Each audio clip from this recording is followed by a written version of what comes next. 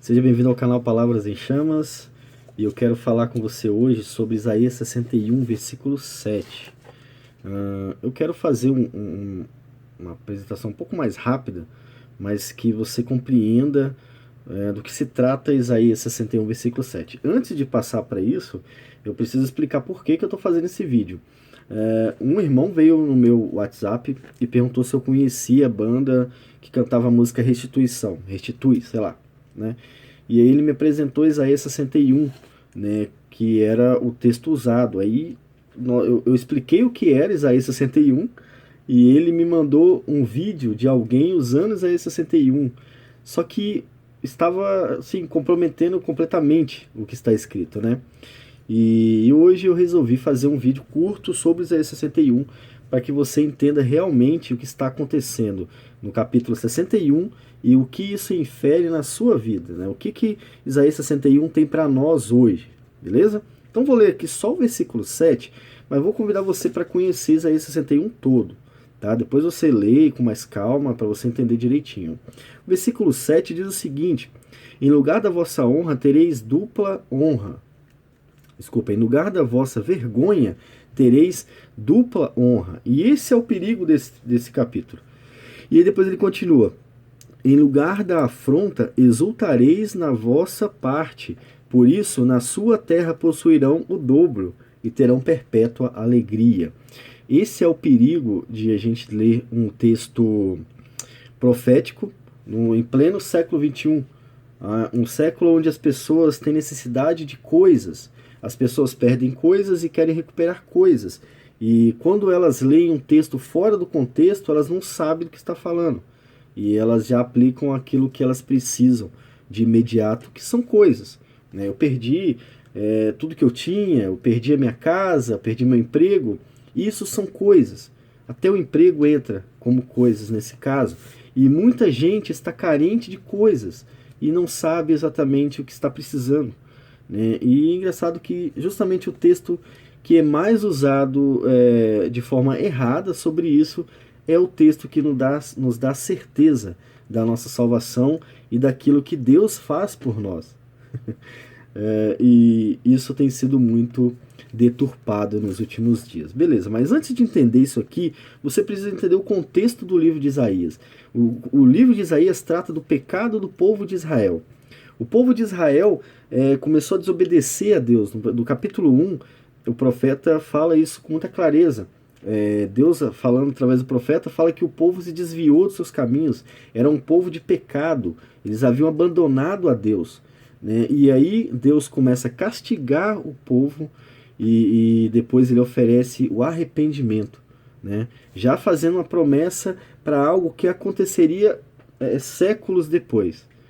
Então você vai entender como você vai entender isso. Primeira coisa, você precisa ler Isaías 61, versículo 1, para você entender do que está falando no versículo 7. Tá? Então eu vou ler aqui com você.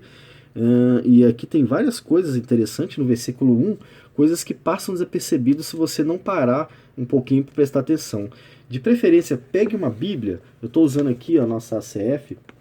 Pegue uma Bíblia agora, pare um pouquinho e leia com calma, do jeito que eu vou ler aqui para você, Isaías 61, versículo 1. Ó. O Espírito do Senhor Deus está sobre mim, porque o Senhor me ungiu para pregar boas novas aos mansos. Boas novas, né? Enviou-me a restaurar os contritos de coração. Contritos de coração. Restauração aos contritos de coração, aos arrependidos, tá bom? E proclamar liberdade aos cativos e a abertura de prisão aos presos. É sobre isso que o versículo 7 está tratando. É isso. Mas qual é o contexto do povo e por que Isaías fala isso aqui? Primeiro que ele está anunciando a vinda do Messias. E todo o capítulo 61 fala de Jesus, né? O povo era esse povo que estava com o coração contrito, eles haviam se arrependido, que estava cativo e que estava preso, né? Só lembrando que nessa fase o povo havia sido alcançado pelos babilônicos. Então é aquele período maçante do povo de Deus. Mas eu vi um vídeo, um rapaz falando que os inimigos fizeram isso, né? e que Deus iria se vingar dos seus inimigos, não é bem isso que está acontecendo, não é bem isso. Na verdade, o povo está colhendo daquilo que plantou, e Deus está o castigando por causa dos seus pecados. Então, a culpa não é dos inimigos do povo de Deus aqui, a culpa é do pecado do povo. Então, não posso te prometer 2 vezes bênção, sendo que o texto está falando do perdão dos seus pecados. Não está falando daquilo que você perdeu. Deus não vai te restituir o que era seu, no sentido literal de que você perdeu uma casa e ele vai te dar 2. O texto está falando sobre perdão, sobre arrependimento de pecados. E aí a gente precisa compreender, né, que o povo precisava de bens espirituais e não bens materiais, né? E quando a gente compreende isso, você pode passar com toda segurança para o versículo 7 de Isaías 61, para compreender sobre o que ele está falando, que tipo de restauração é essa. Então a gente vai ler, primeiro eu vou ler aqui de novo o versículo 1, já te mostrando algumas coisas. Por exemplo, ó, o Espírito do Senhor Deus está sobre mim. Isso aqui é uma declaração que Jesus faz lá em Lucas 4, 18 ao 20. Depois você lê Lucas 4, 18 ao 20, você vai ver Jesus falando que ele é o cumprimento dessa profecia. Então, Isaías estava prometendo, Deus estava prometendo através de Isaías a vinda de Jesus, tá?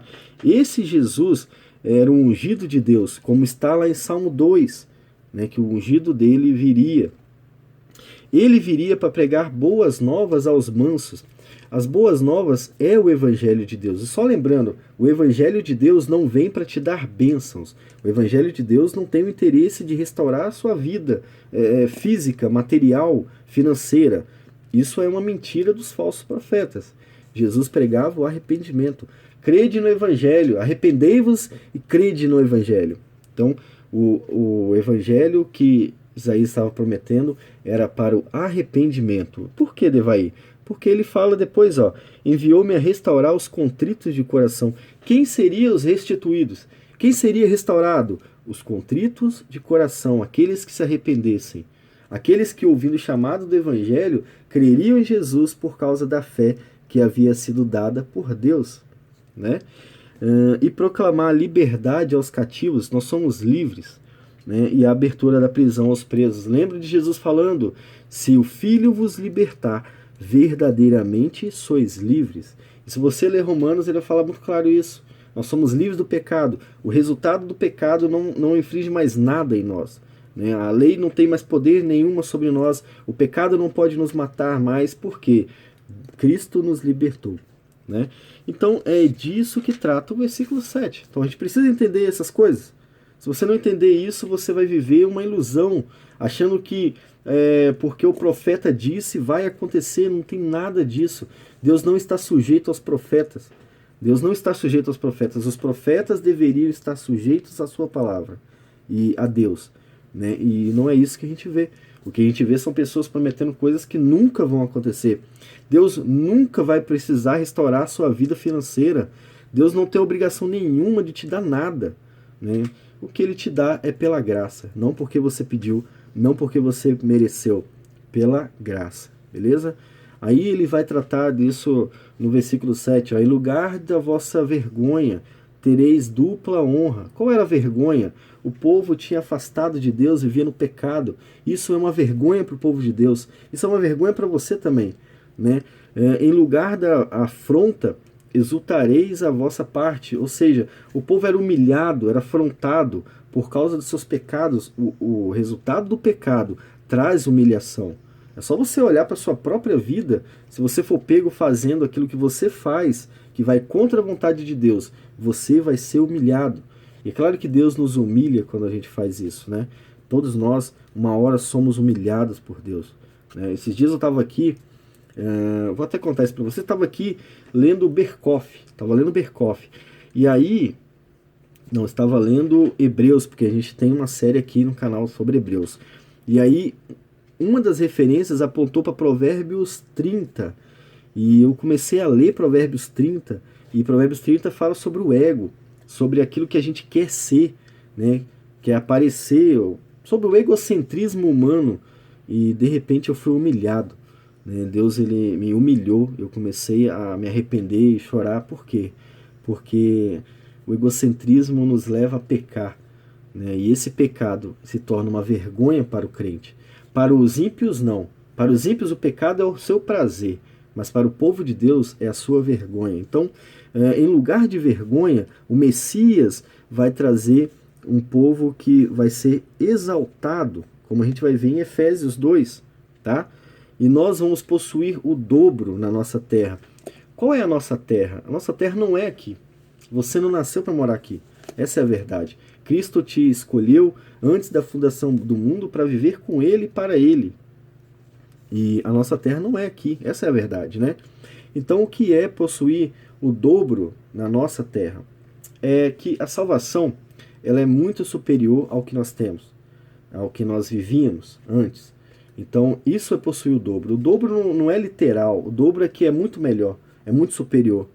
E aí ele garante a nossa salvação e terão perpétua alegria, no versículo 7 ainda. Isso tudo eu falei lendo o versículo 7, tá, gente? E depois ele vai falar que Deus ama a justiça, que odeia...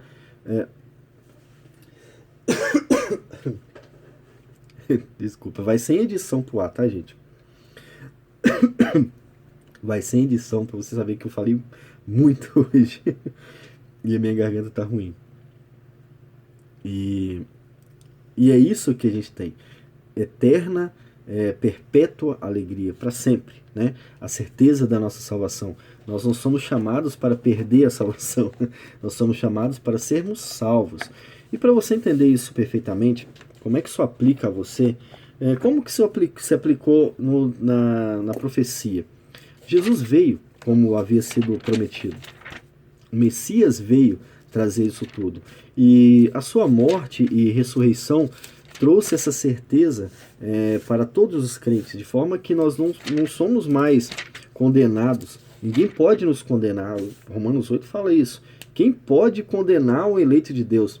Se foi Deus que te escolheu, foi o Espírito que te chamou, quem pode te condenar? Ninguém mais pode te condenar. Ou seja, é perpétua. A nossa alegria é para sempre. Aí a gente tem lá em Efésios, um texto muito conhecido, mas que se aplica muito ao que está escrito... desculpa, eu estou demorando aqui. Ao que está escrito ali. E ao contexto de Isaías 61, é o contexto de todo Isaías, tá? E curiosamente, é o contexto da sua história também. Quer ver, ó? Efésios 2, versículo 1. E vos vivificou, estando vós mortos em ofensas e pecados.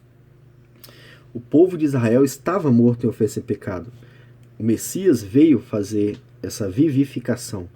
Aqueles que se arrependem e crêem no Evangelho são salvos. Então, são tirados do seu estado de pecado e transportados para o estado de exaltação. Aí depois o Paulo vai tratar sobre aquilo que se aplica à nossa vida. Mortos em ofensas e pecados, de que maneira? Em que outro tempo andaste segundo o curso deste mundo, segundo o príncipe das potestades do ar do espírito que agora opera nos filhos da desobediência. Justamente o que trata o livro de Isaías. Isaías 1, versículo 2, versículo 4, você vai ver isso acontecendo com o povo de Deus. E você também viveu isso antes de ser chamado. Você vivia em pecado, amava o seu pecado, e antes de você ter noção do que é isso, Deus te libertou.